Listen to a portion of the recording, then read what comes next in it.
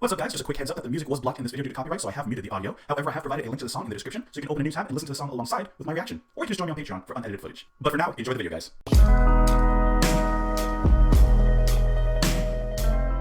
What's happening, guys? Welcome back to the channel. Thank you.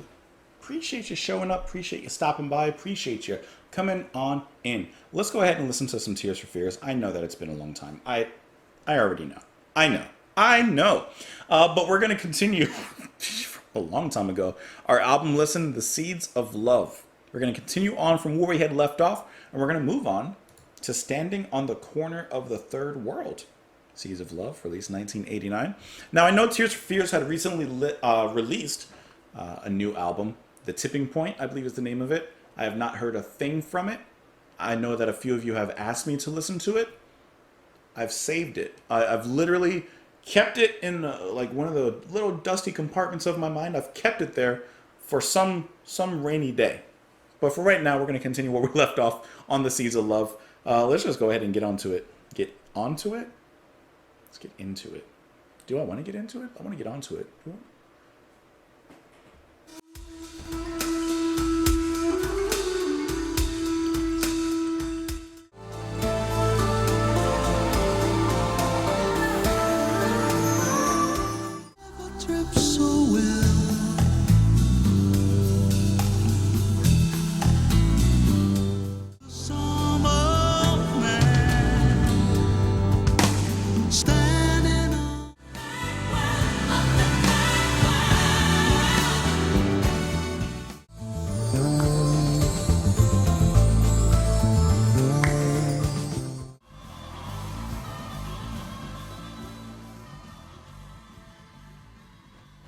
I want to mention two things before I go any further, okay?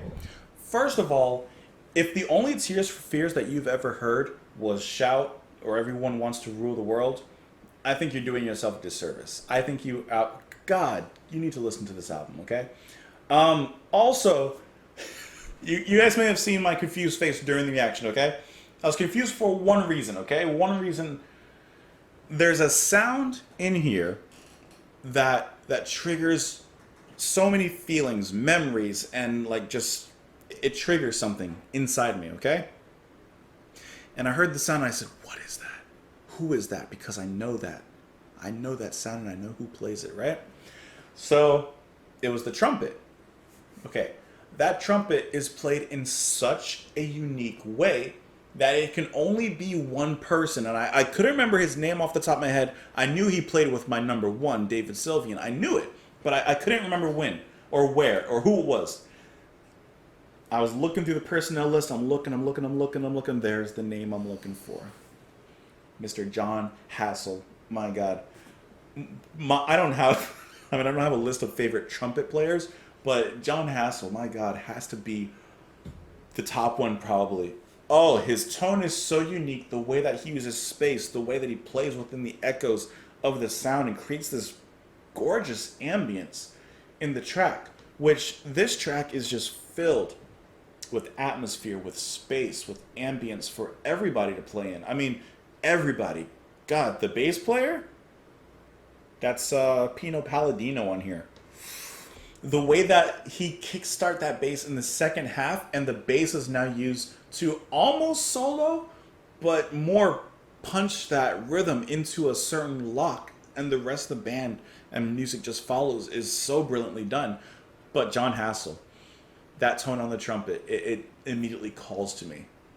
I promise I won't linger, not the Cranberries, but David Sylvian being my favorite artist, Jon Hassell providing some trumpet, I think some flugelhorn on there too, and the way that it's used in like Brilliant Trees. And did he play on Secrets? I think he played on Secrets as well. Either way, maybe Gone to Earth as well. I don't know, but I love Hassell's work. Okay, he's also played on Remain in Light, Talking Heads. Standing on the Corner of the Third World. This is such, the album so far, but the track is so mellow and yet exciting. The harmonies that rise up so wondrously in this beautiful lighted glory. Let me pull up the track a little bit here. The scene starts off so blissful. There's this new world, new age kind of tone to it, but there's something deeper beneath that. For example, today at work, I was listening to Enya. I love Enya, okay?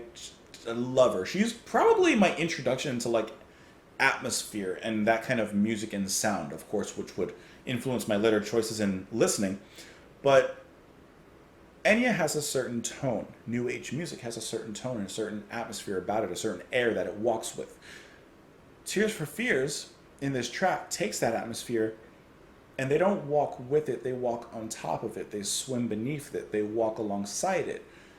They're just in every direction of this, whether that is the bass, providing that footstep and that walking towards something, towards some light, or whether that is the heavenly soaring harmonies floating above, or the percussion and the guitar that walk alongside and move the song along.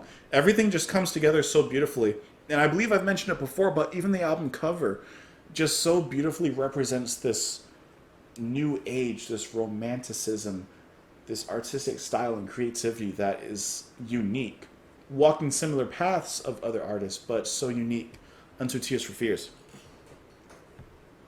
That's so good. This is so good. What a wonderful way to begin this atmosphere and everything. The bass, the horns come on. Really begin to start that band marching forward. God. Man, I never slept so hard. I never dreamt so well. Dreaming I was safe in life, like mussels in a shell, rolling and controlling all the basements and the back roads of our lives. Fill their dreams with big fast cars, fill their heads with sand. Holy white will paint the town the color of our flag. Hey there, little lady, has your baby got the look of some old man standing on the corner of the third world? So, when I think of a third world, I'm thinking of what's going on over here? A little static. I'm thinking of a country perhaps impoverished, perhaps no accessibility to modern commodities, basic things that humans should have to survive, not having the easy way to get those things. So it seems that he's saying, let me come back to the top. He dreamt so well, dreaming I was safe in life, like mussels in a shell. So he feels safe in his life. But he looks at what other people do, how they fill their dreams with big fast cars, fill their heads with sand. So is he saying, is he standing on the corner and looking towards a third world and realizing the influence that perhaps other countries may have on this other place, but not to benefit, filling their heads with empty dreams, and as he says, with sand, like nothing? Or is he standing on the corner of a third world, but looking towards his own, and perhaps reflecting on how the things that were promised to him, the hopes and dreams that he was perhaps promised being in a certain country, are not quite being filled the way that he would expect? He's standing on the corner, but the perspective changes depending on which way he's facing.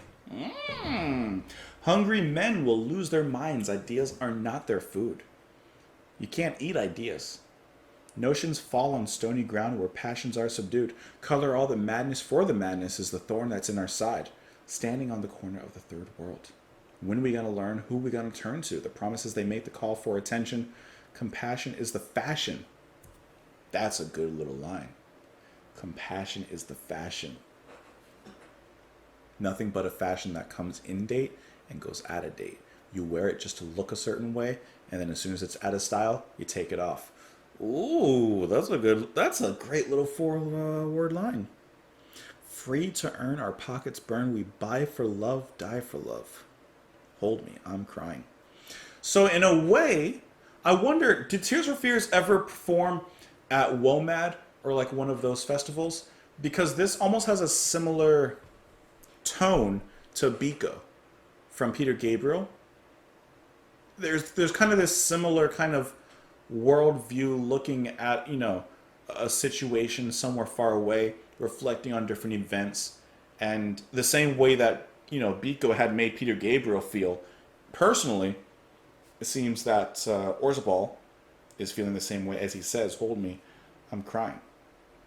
It reminds me of Driven to Tears, Sting, The Police. He's saying the same way and about the same thing. I wonder, were Tears for Fears ever in WOMAD? I don't know. Regardless, this is a great song. This is a beautiful, beautiful track. This is going to sound so stupid, but bear with me. This is like diving into a pool of Jello. Listen to the atmosphere, listen to the music and the space and everything, and just imagine stupid. Just imagine yourself jumping into the pool of Jello and just sinking and floating, and I don't know. That was probably not the best way to put that. Let me know what you guys thought of the track. You can let me know in the comments down below. You can follow me on Twitter. You can support the channel on Patreon. John Hassel, he's pretty cool, huh? And have a great day, guys. I will see you later. Bye.